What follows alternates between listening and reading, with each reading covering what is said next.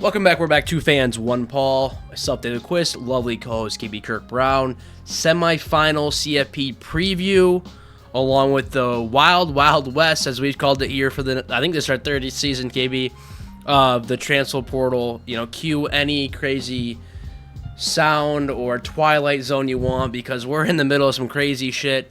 We'll get into that. We'll talk about our team, so we're signing. We'll talk about the craziness with Damon Williams, and every other quarterback, and Lane Kiffin. You never know. But throw it to KB. How we doing, KB?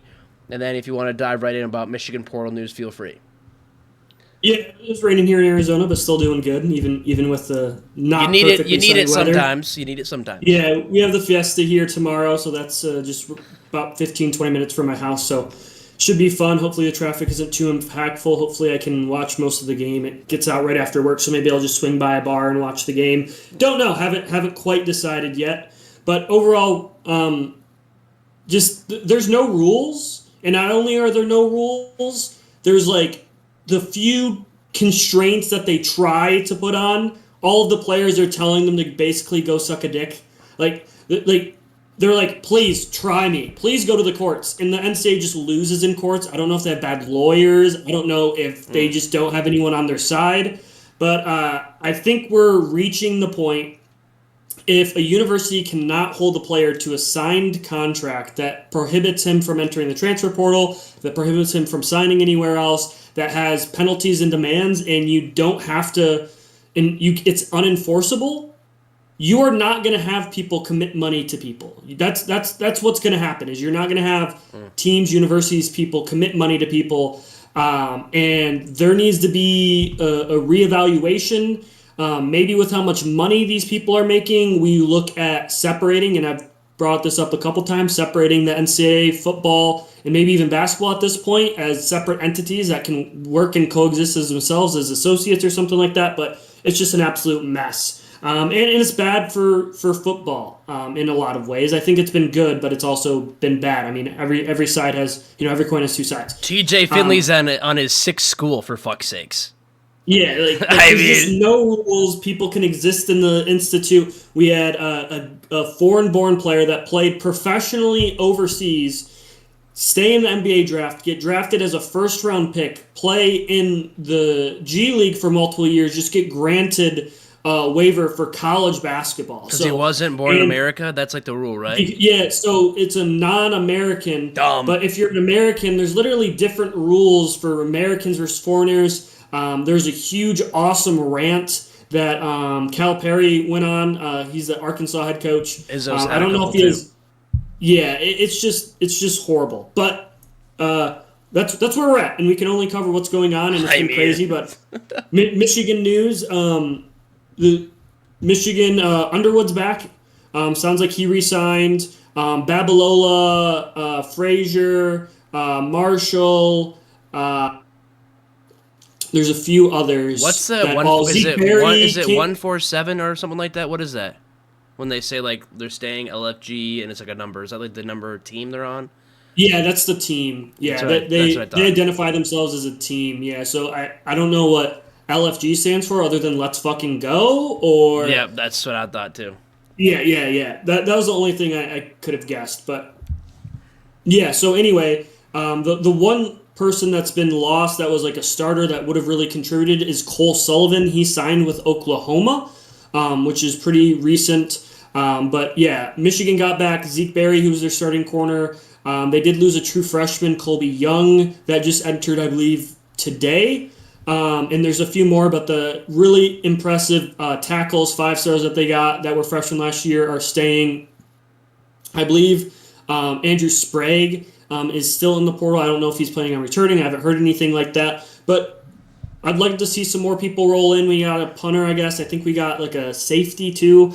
Jaden Magnum, who's played for both of our universities, entered the portal, which is funny, but he's at Purdue. Overall, I think it's in a really impressive spot with what the time that Whittingham had, how late he was, everything that's going on. He's been able to maintain a lot of the key components, a lot of the good players, and let's see if he can bring in some more top-level guys. Obviously looking for receiver help, looking for some probably defensive lineman help especially. So still a lot of time left for people to kind of figure out who they want to take out of the portal, but we'll see.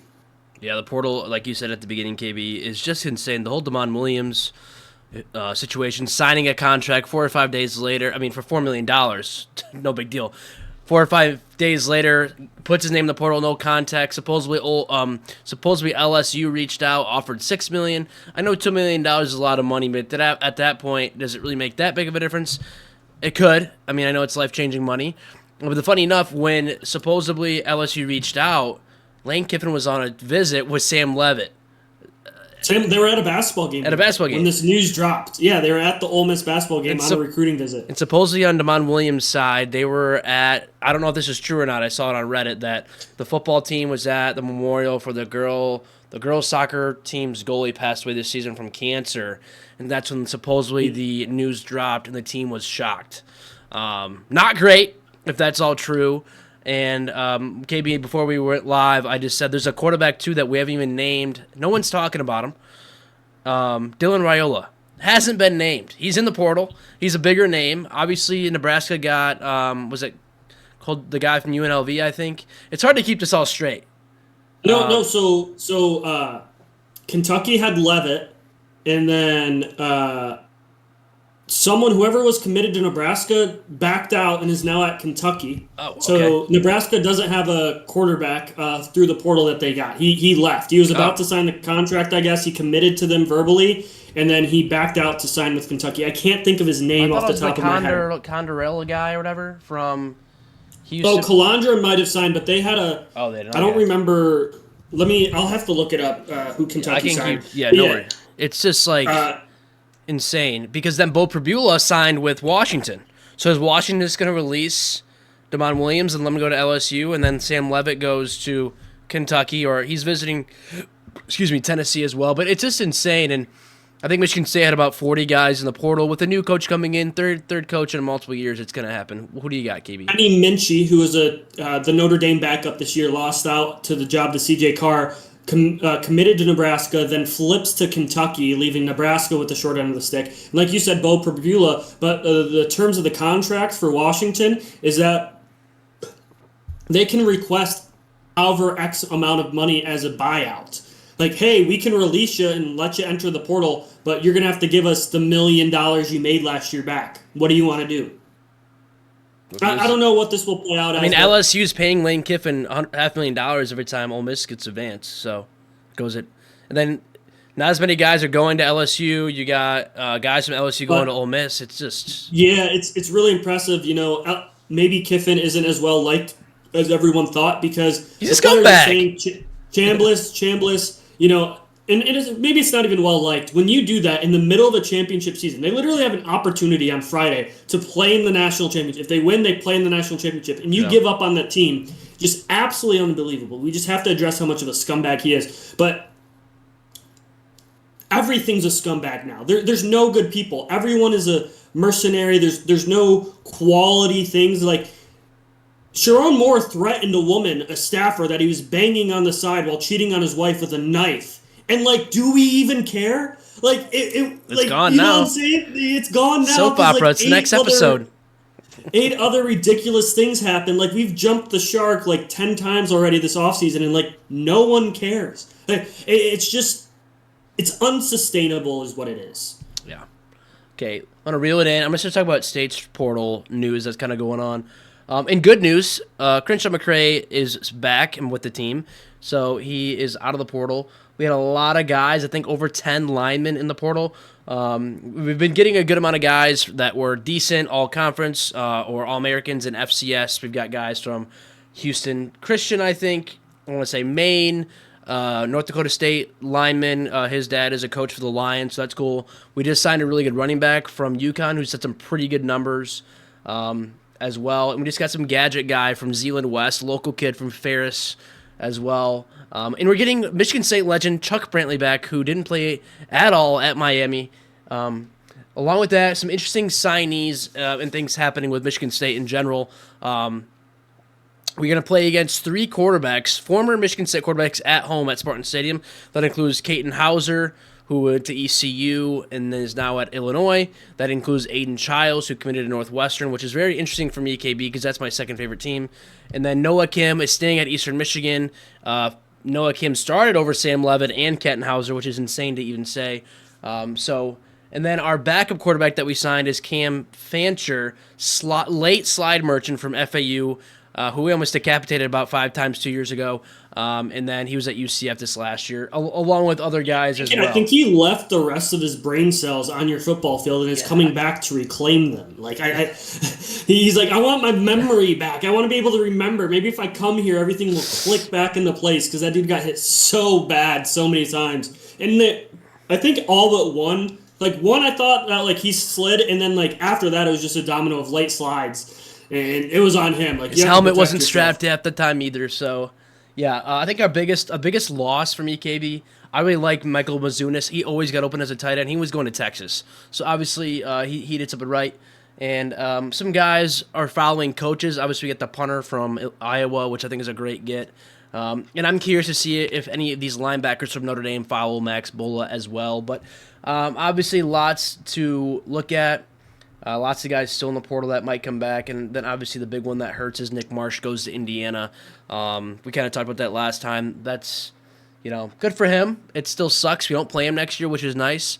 But it sounds like Mark Cuban is going to unload the bricks truck for Signetti, and obviously there might be the national championship in a week or two here. So, good for Indiana. It's a great story, but obviously Marsh wants to win, and when you got a guy like Hoover coming with you, it's hard to say no.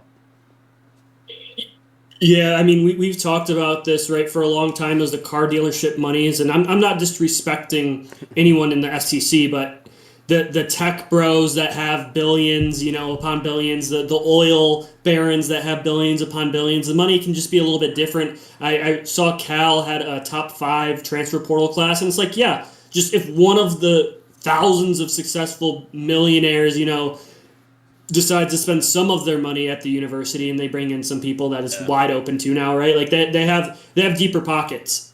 For sure. In a lot of instances. How much they're going to want to commit year after year, especially if teams lose, who knows. But I'm excited to see kind of how all this transforms the game, but there needs to be some guardrails. And I think, I can't remember where I saw this, but someone brought up a really good point, is like, it feels like the NCAA is purposely like not putting any rules, not enforcing anything. Yeah. Do what you want to purposely let this kind of blow up until like the government gets involved and plays sanctions down and really limits them and reinforces their power, because some of their decision making is like, yeah, the Finley can get 18 years, but we are not going to give Trinidad Chambliss a job. Yeah, some random professional athlete that played 4 years of professional basketball that played on an NBA roster in summer league, he can play. But someone doesn't transfer close enough, you'd have to sit out. Like, there needs to be some rules. I think that the best way that any of this can kind of resolve is you get a one-time free transfer. Yes, agree. Every player gets it. A second transfer costs you a year. Or you go down to FCS, which used to be the rule. Yeah. Or if your coach leaves, your head football coach leaves, is fired, anything like that, you get another transfer. That's fair. I like that. So I think that would help it, but we got selfish people that want to make decisions for themselves, and so they pushed it, brought it to Congress, and Congress said, no, you have no restrictions on it.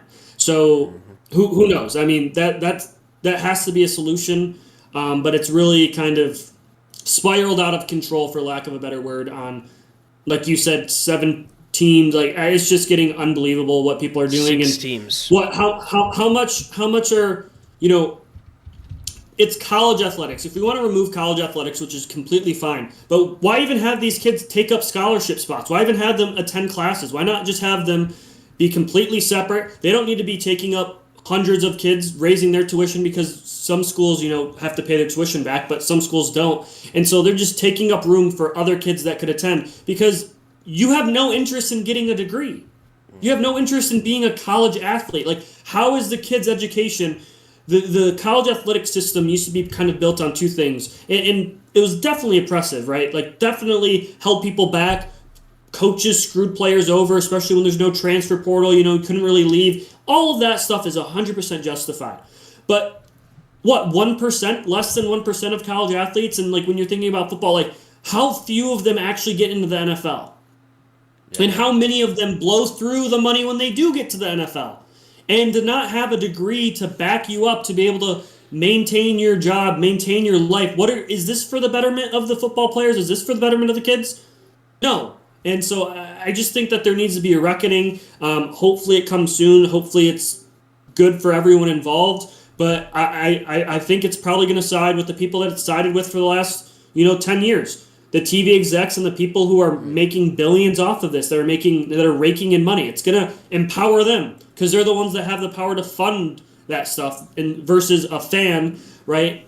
It's going to go to whoever can pay the highest bidder, and that's what reality is going to be. And for a while, it might work, but it's completely unsustainable. It's less fun.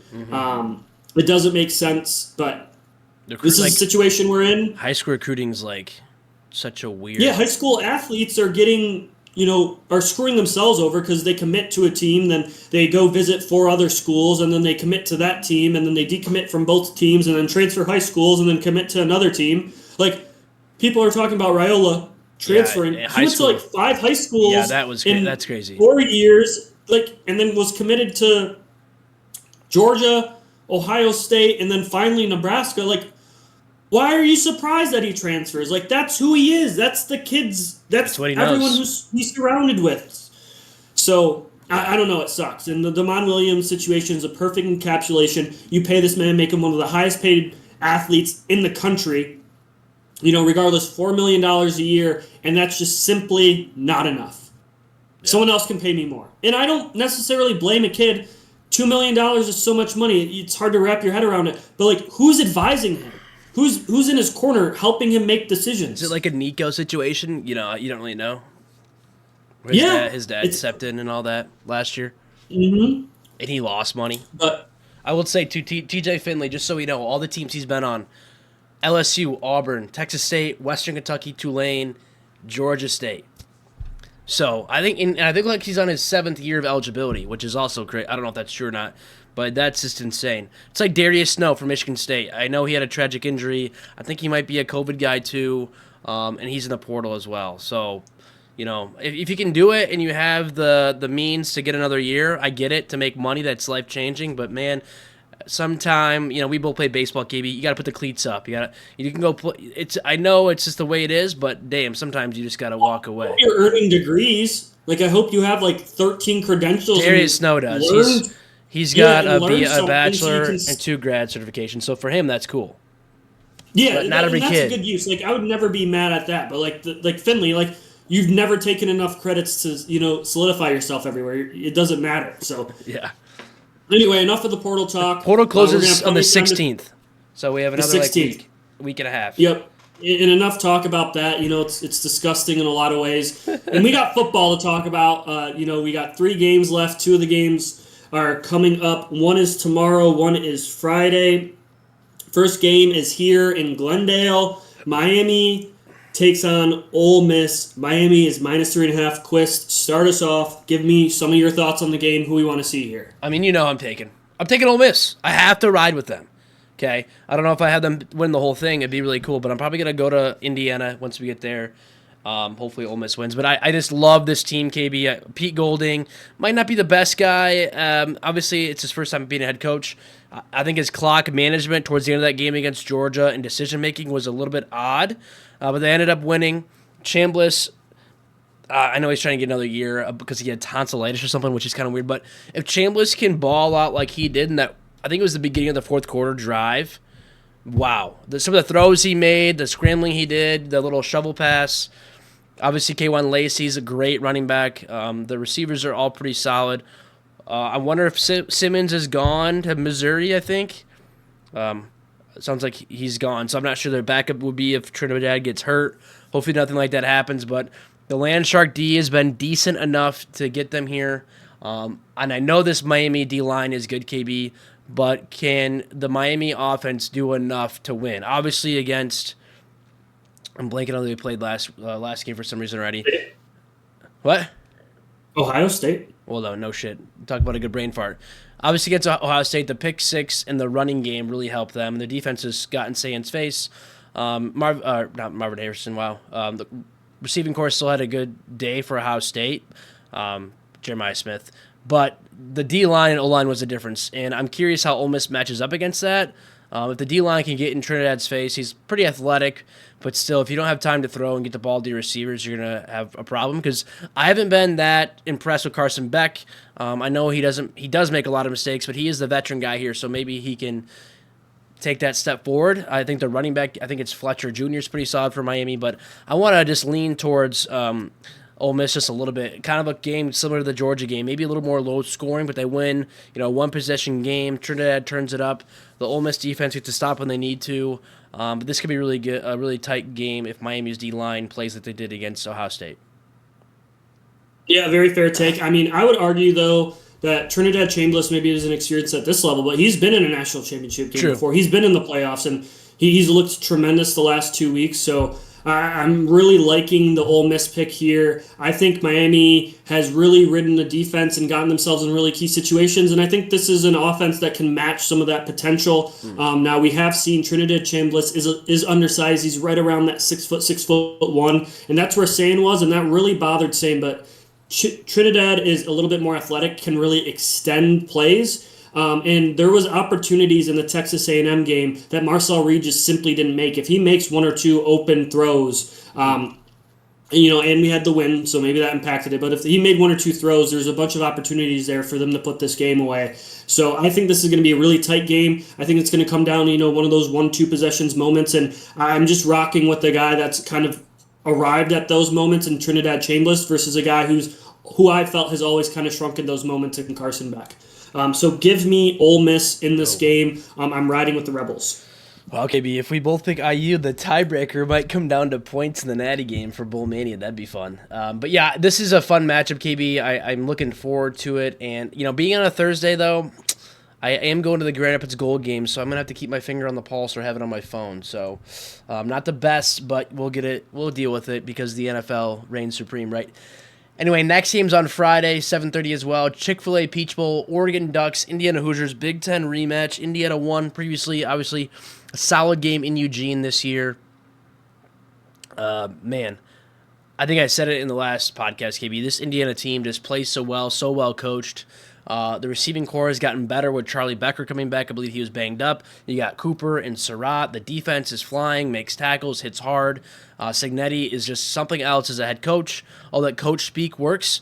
But on the flip side, Dan Lanning, talk about getting guys going. He is just as good. I will give a slight edge, I think, to Mendoza against Dante Moore. He's just a little more savvy, a little more calm. I do like Moore in his intangibles.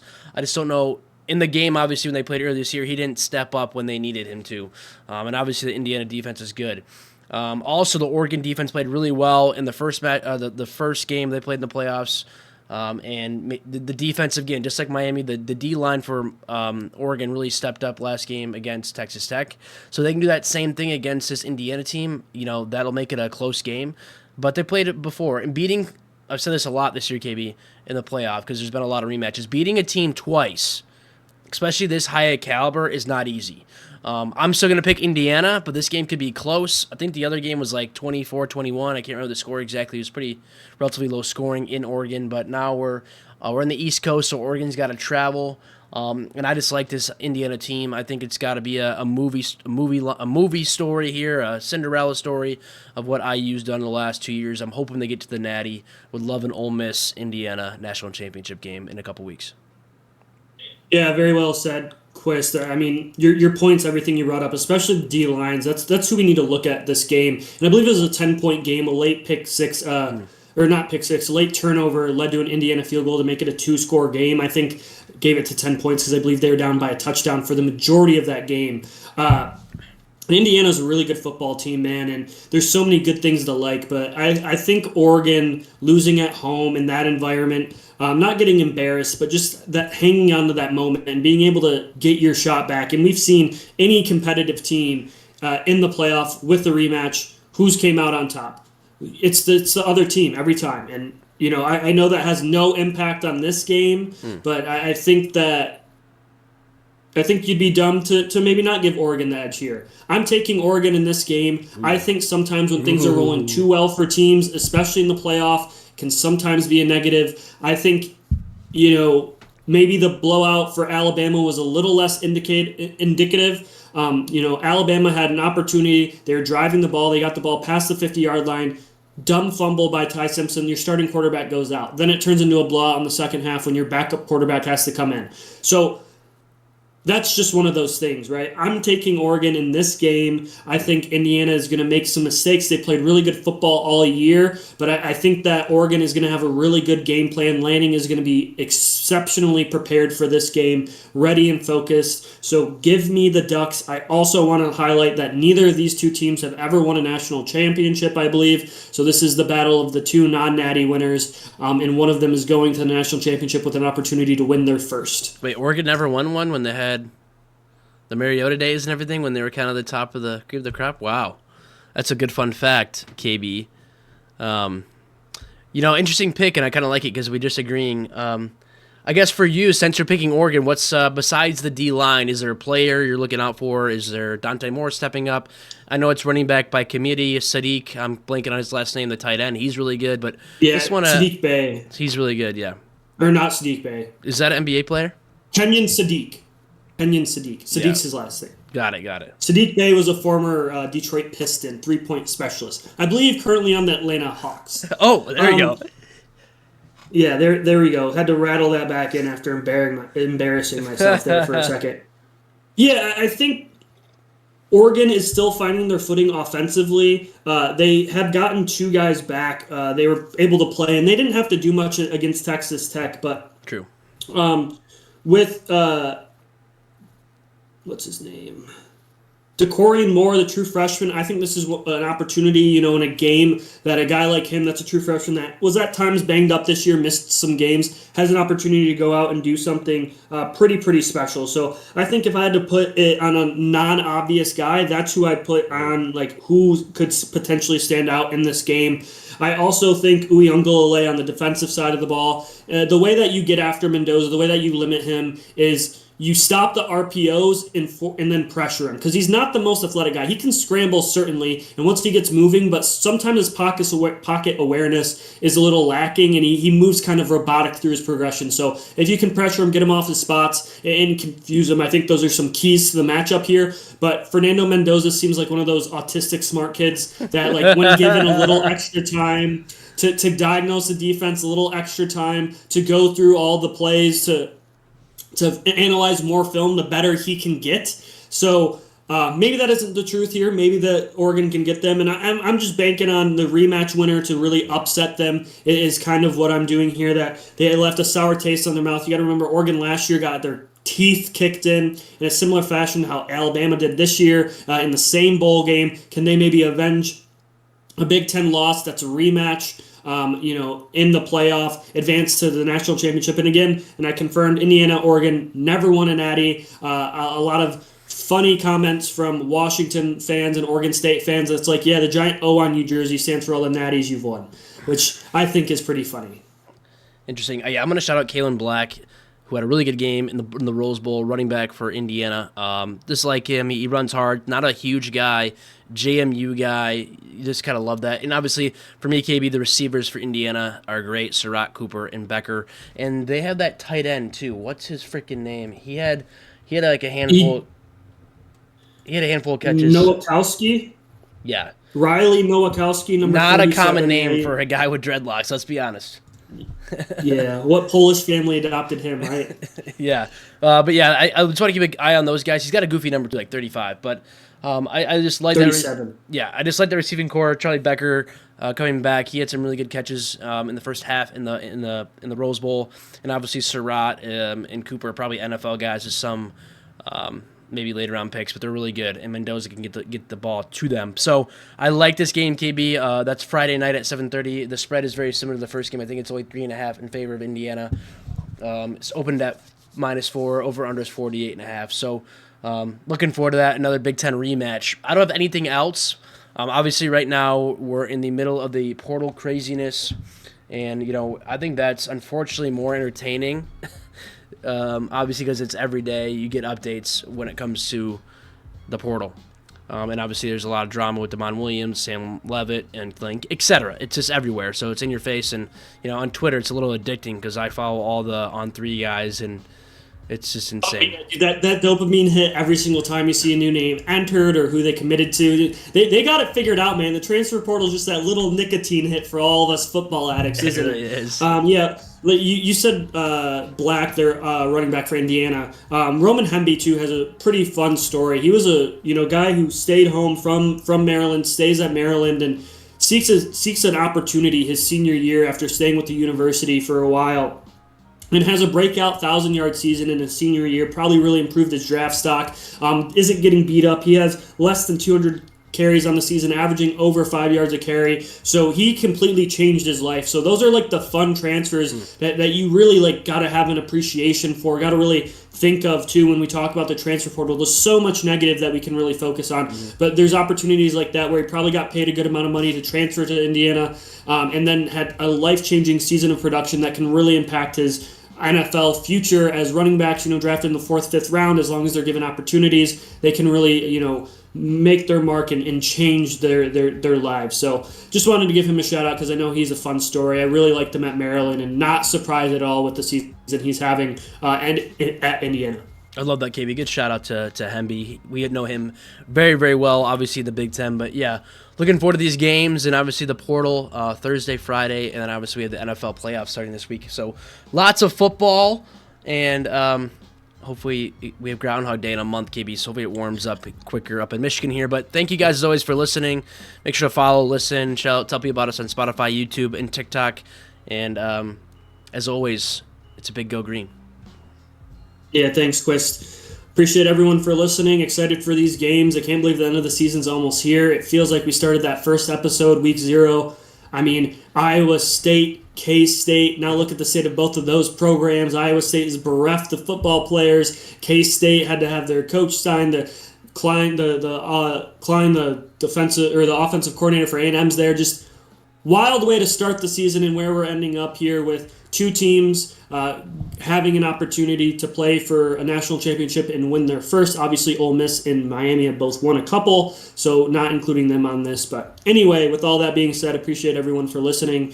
Thank you. Always continue to give suggestions as we approach the off season. Go Blue.